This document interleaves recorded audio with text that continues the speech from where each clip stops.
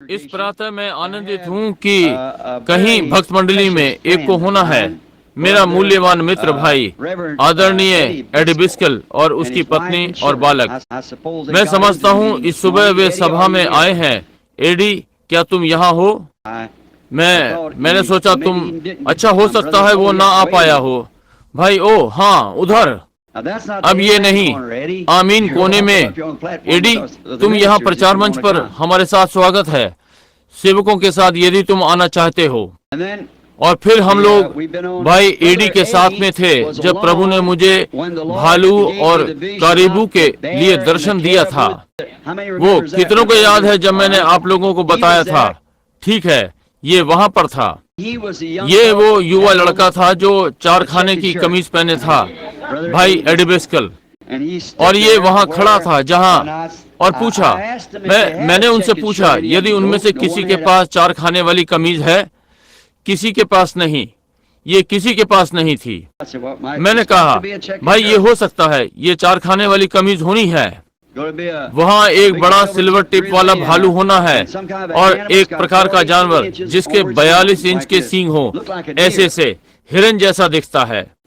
और ये मैंने 6 महीने पहले कहा, इसके पहले कि ये घटित हो, इस विषय में पहले से और इस वर्ष के पहले। तब मुझे इस व्यक्ति के पास से शिकार का निमंत्रण मिला। उस देश में मैं पहले कभी नहीं गया था, वहाँ जहाँ हम गए थे। और मैंने ये कहा, परंतु छोटी पगडंडी जो अलास्का के राजमार्ग, जहाँ सिवाय जंगल के कुछ नहीं और पहाड़ और जानवर। और उस रात्रि उस ट्रेलर पर जब मैं ये भाई बिस्किल को बता रहा था और भाई साउथविक, उसने कहा, अच्छा हम भेड़ों के इलाके में जा रहे हैं। कहा, ये वहां नहीं होगा। और मैंने कहा, हाँ। और मैंने कहा, ये कोई छोटा लड़का मेरे साथ था, चार खाने वाली पहन रखी थी। किसी के पास चेक की कमीज नहीं थी। भाई बिस्किल के पास नहीं थी, हम में से किसी के पास नहीं थी। दूसरी रात्रि हमने चित्तीदार एक मेढ़ा वहाँ पेड़ों के कतार में देखा। अब ये वहाँ था जहाँ पेड़ भी नहीं उगते, वहाँ जहाँ कुछ नहीं सिवाय कैरिबू और भेड़, और हमने कहीं दूर देखा। उस दोपहर बाद मार्ग पर भाई बिस्किल ने ठोकर खाई और पानी में गिर पड़े और भीग गए। अगली सुबह हम जल्दी उठे और हमने मेढ़े का पीछा किया जहाँ हमने सोचा हम उसे पाने जा रहे हैं। और उसके हम वहाँ पहुँचे और हम अपना खाना खाया और हम मेढ़ों को नहीं ढूंढ पाए और भाई बिस्किल ने कैरिबू मारा था। इसलिए फिर मैं चारों ओर देख रहा था और हम ऊपर गए। भाई साउथविक ने मुझसे कहा, मैं विश्वास करता हूँ हम, यदि भाई ब्रैनम आप आराम से चलना चाहते हैं, हम इस वाले पहाड़ पर जाएंगे, इधर नीचे की ओर। वे मेढ़े यहाँ नीचे जा सकते हैं, जो कि लंबा रास्ता है, परंतु ये अंधेरा नहीं होगा जब तक कि अधिक देर ना हो जाए, या कुछ 10 या 11 बजे थे। ये उन पथरीले पहाड़ों पर लंबा रास्ता था, इसलिए मुझे चलना अच्छा लगता है। इसलिए हम वहाँ अपने हाथ एक दूसरे के चारों ओर डाले खड़े थे। हम दोनों की दाढ़ियाँ सफेद हो रही थीं, एक दूसरे के हाथ डाले हुए चिल्ला और जान रहे थे। मैंने कहा, भाई बर्ड, मुझे आशा है किसी दिन सहस्त्र शताब्दी में मैं इन सारे पहाड़ों पर चल सकता हूँ, वहाँ पर। उसने कहा, भाई ब्रैनम, मुझे आशा है कि मैं आपके साथ होऊंगा। और हम वहाँ खड़े हुए आनंद कर रहे थे प्रभु में, और मैं पहाड़ों से बहुत प्रेम करता हूँ।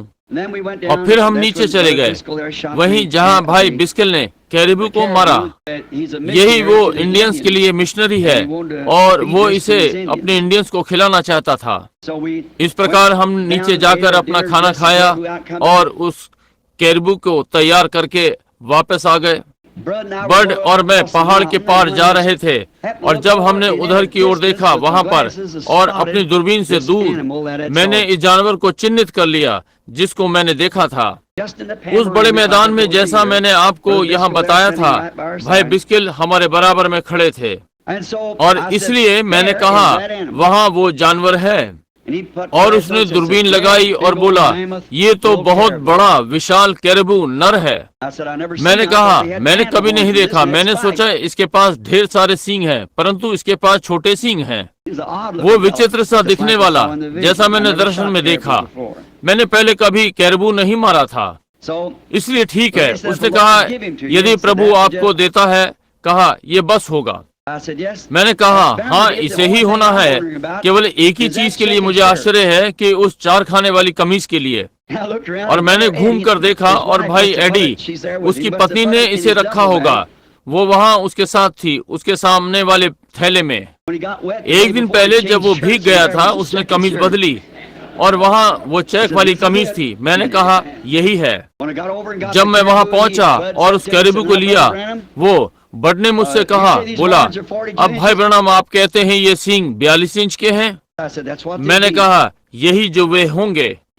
उसने कहा, मुझे देखा जैसे 92 इंच के लगभग। मैंने कहा नहीं, ये 42 इंच के हैं।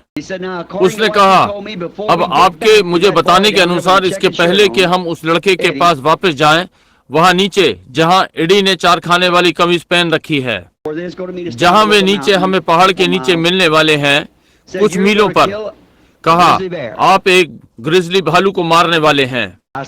मैंने कहा ये यहोवा यूं कहता है।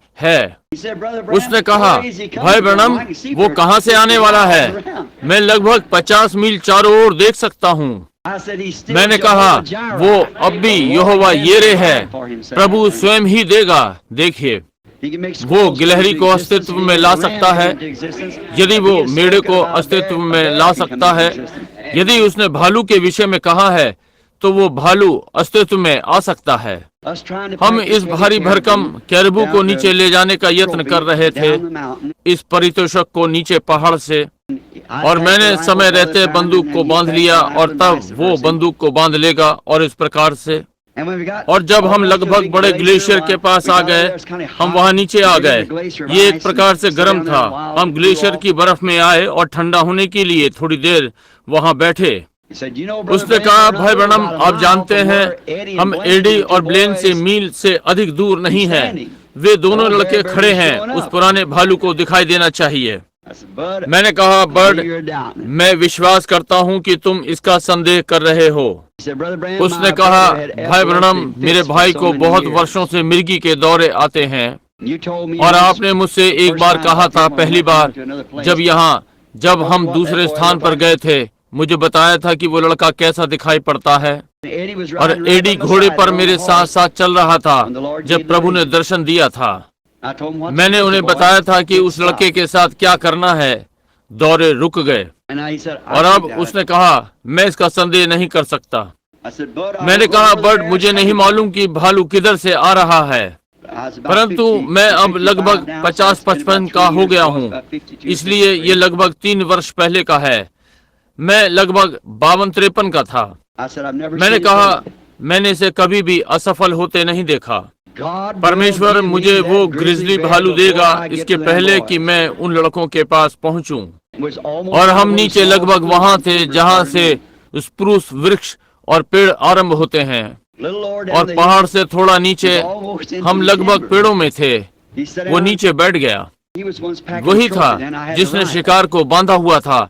मेरे पास बंदूक थी, और उसने कहा, अच्छा हो कि अब उस पुराने भालू को अपने आप को दिखा देना चाहिए, क्या नहीं चाहिए था? मैंने कहा, वो वही होगा, तुम चिंता न करो।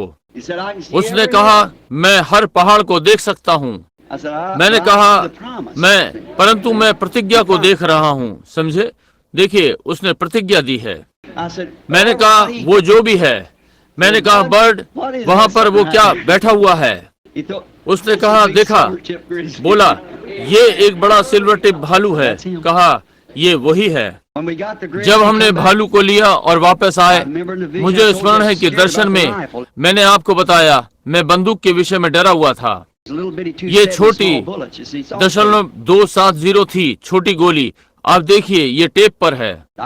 और मैंने भालू को ले लिया लगभग 500 गज से, जैसा ये कहा गया था। बर्ड बोला, आप अच्छा हो कि उसे पीछे से लें। उसने कहा, क्या आपने पहले कभी ग्रिजली भालू मारा है? मैंने कहा, नहीं। उसने कहा, ओ, वे नहीं जानते कि मृत्यु क्या होती है, मुझे ये बाद में पता चला। इसलिए उसने कहा, वे डर से नहीं घबराते। कहा, अच्छा हो कि आप उसे गोली मार दो। मैंने कहा, दर्शन के अनुसार मैंने उसके हृदय में गोली मारी है। उसने कहा, ठीक है, यदि दर्शन ने ऐसा कहा है, मैं आपके साथ खड़ा होने जा रहा हूँ। और मैंने कहा, यहाँ हम चलते हैं। और हम थोड़ा पास पहुंचे और जब मैं उठा, भालू ने मुझे देखा, यही जो वो चाहता था कि हमला बोले। और मैंने भालू पर गोली दागी। ऐसा लगा ही नहीं कि उसके गोली लगी है और वो आगे बढ़ा। और इसके पहले मैं दूसरी गोली बंदूक में डालूं, भालू उससे लगभग 50 गज पर मर गया। बर्ड का चेहरा सफेद पड़ गया था। उसने कहा, भाई ब्रैनम, मैं इसे अपनी गोद में नहीं चाहता। मैंने कहा, नहीं। मैं प्रसन्न हूँ कि दर्शन ने कहा तुमने उसे मार लिया। उसने कहा, अब यदि वे सींग 42 इंच के हैं, मैं करने जा रहा हूँ। मैं ये कहूँगा जिस प्रकार से उसने किया, कहा मैं चिल्लाने के लिए तैयार होने वाला हूँ। मैंने कहा, ठीक है, तुम अब भी कर सकते हो, क्योंकि यही हो जो होने जा रहा है। जब हम भाई एडी के पास पहुंचे, मैंने भाई एडी से कहा, हमने घोड़ों को खोल दिया है, वे भालू से डरे हुए हैं और ओह प्रभु, उन्हें सूंघने में आ जाता है। हम उसकी खाल नहीं उतार सकते थे, बहुत देर हो चुकी थी। अगले दिन वापस आना था और फिर हमने रस्सियों को 10 गुना खोल दिया था और घोड़े हर तरफ दौड़ रहे थे। इसलिए तब हम नीचे गए। उसने कहा, जाकर उसके सामान के थैले में से नापने का फीता ले आओ, ब्लेन ने कहा। मैंने भाई एडी से कहा, अब उस छोटे हाथ पर ध्यान देना। उसके अनुसार मैंने सोचा ये बिली पॉल हो सकता है। छोटा सा हाथ नापने के फीते को सींग पर लगा रहा था। मैंने कहा, छोटे हाथ पर ध्यान करना। भाई एडी को मुक्का मारा, हम पीछे हट गए। उसने ठीक उसी प्रकार रखा, ठीक उसके सिरे पर 42 इंच। देखिए, ठीक उतना।